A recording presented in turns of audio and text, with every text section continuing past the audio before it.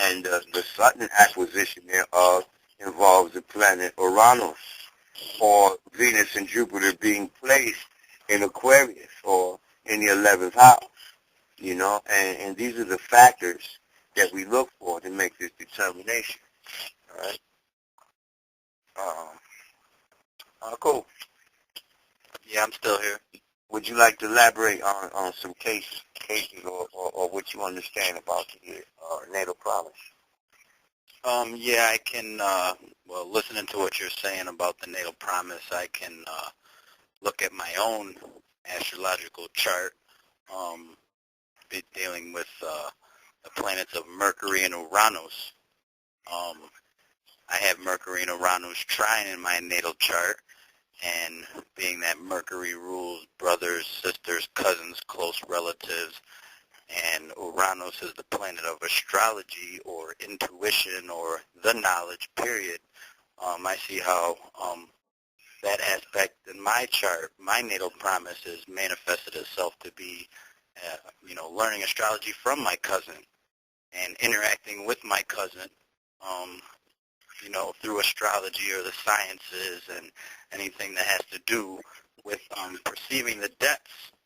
Because Uranus is in Scorpio, it has to do with, there's an exaltation there. So, just agreeing with you that the natal promise will show whether the person and where and how the person will, experience, how these energies will manifest in an individual's life. That's a good point that you make as far as people coming to you and asking for finances or when am I going to meet the man of the dreams. It's important for the astrologer to look at the natal promise and to see if this is even a possibility, which will help the astrologer or cosmophysician narrow it down when coming to an overall determination when reading the chart or helping a client or anybody who's interested in reading charts there. That's what I have to add. Okay.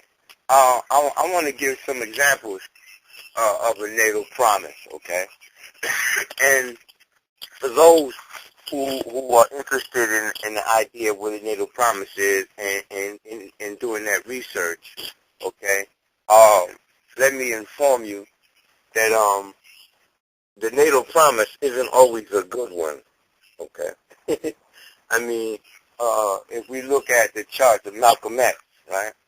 He was born on, hold on a second, let me get his chart up there. May 25th or something? Yeah, it's May 25th. I just want to make sure I have the year correct. It's May 25th, 1925, okay? He was born in Omaha, Nebraska, right? And for all case and purposes, intents and purposes, you don't really need the time of birth when looking at a natal promise. You can look at a person, just the day that they were born, as long as you're within 24 hours. As long as the question being asked doesn't deal with the domestic situation, you don't need the time of birth. The reason why we would need the time of birth in a domestic question is because the moon rules domestics, okay? And it has a lot to do with the domestic promise. So therefore, if someone was talking about a new house, we would have to know where the moon was exactly. And in the course of 24 hours, the moon moves approximately 12 to 14 degrees. So the average is 13 degrees. So under those circumstances, we would need to know the natal time of birth. But outside of that, looking at any other configuration, you can see. So for those of you who are out there taking notes, right, have your notebooks ready now. Get them ready, all right? Pull up a chart for May the 25th, 1925, Omaha, Nebraska, and we'll examine the chart of the late, great Malcolm X, a.k.a. Al-Hajj, Malik al-Shabazz, right? And one of the natal promises that he has, which is, a tragedy, right, is the fact that he has Mars and Pluto conjunct in Cancer, in the sign of Cancer. When I say conjunction, I'm referring to an aspect in between the planets that foretold his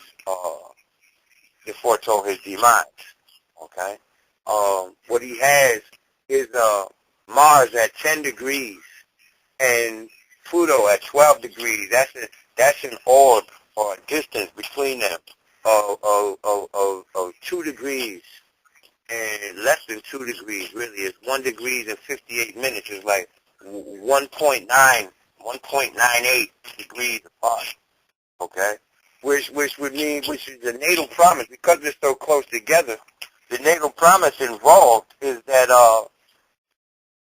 is number one, that this aspect, when you look at it in the sign of Cancer, deals with the parents.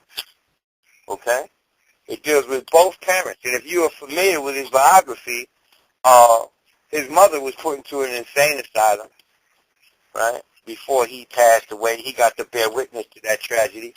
And his father was murdered, all right? Or his father died a tragic death, if it was an accident, but we know he was murdered, okay? He was laid on the train tracks by the Ku Klux Klan, according to Malcolm. And the sign of Cancer is the sign of parents. So it also indicates other things, tragedies to women,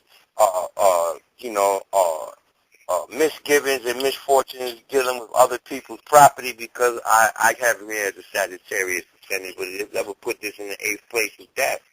All right.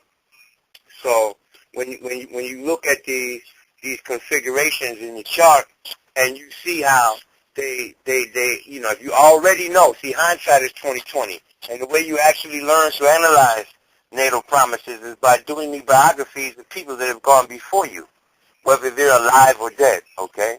We can look at the natal chart of another famous person later, right?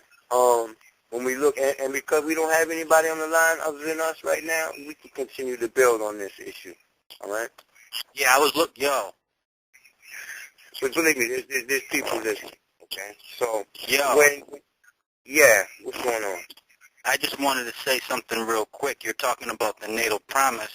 In this chart, you said that his father was killed.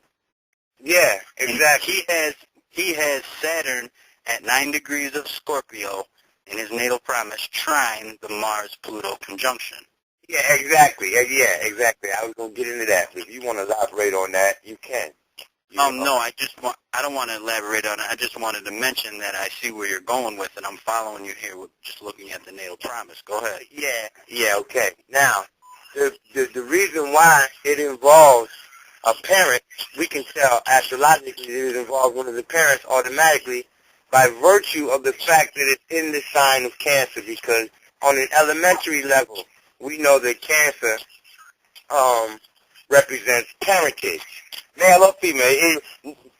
In-depthly and more specifically, it deals with the mother, okay? But it deals with the father as well, because both of them have to do with the domestic upbringing and the heritage issue, The fact that we can, the fact that we can seriously apply it to his father in terms of his worst manifestation is the fact that it involves the planet Saturn. The Saturn is the planet that indicates, as far as other relationships are concerned, it indicates the father or the grandfather or the uncles and the disciplining people in your life. Hello? Okay. At any rate, I'm still here. Yeah, okay, very well. All right, with Saturn, I hear a child in the background. Huh? Oh, Not that's me. How do I mute the phone? How do I mute the phone? Okay, listen, excuse me, say it again. Hi. Hi, say hello. Say hello, MARKHU. Hey, how are you? Yeah, we got a listener on here. All right, now, as far as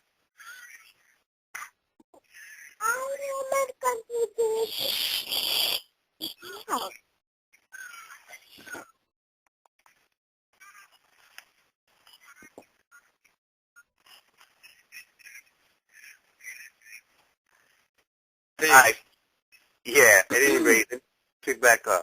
You know from Saturn's placement in the chart in the sign of Scorpio. Now, a trine is a very promising aspect. Now, what I mean by that is, see, you know, some people would say, well, the trine is supposed to be, Good. yeah. Some people would say that, some people would say that it should have bore no tragedy because Saturn trines this configuration, but that's not true. A harmonious aspect only brings forth the opportunity to manifest easily. That's what a trine represents. In other words, a trine between Mars and Neptune could just as easily indicate a chemical wound or a chemical burn type of wound as a square between Neptune and Mars. You know, because the trine aspect represents the easy flow of energy between two factors. All right, Mars being fire, Neptune being perhaps a flammable type of chemical would indicate that this person can very easily be burnt. All right, or if burnt, it wouldn't be as severe. That's what the aspect represents. You know, the severity, but not necessarily the potential. It doesn't say that it doesn't eliminate the potential of it happening. All right, of this energy.